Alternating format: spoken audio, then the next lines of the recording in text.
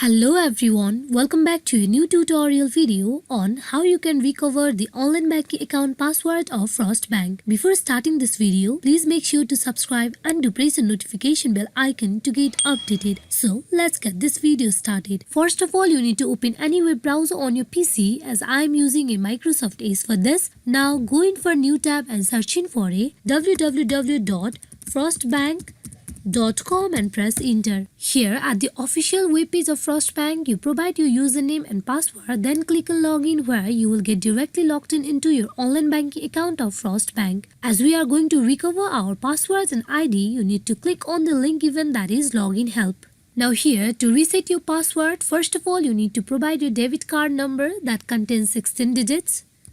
Then you go in for providing your 6-digit PIN. Here, after you provide both the details, you need to click on next where you will be redirected to another page. There, you need to follow the further instruction that has been provided. Then you will be able to recover your password. Hope this video is fruitful for you all on how to recover online banking account password of Frost Bank. Thank you.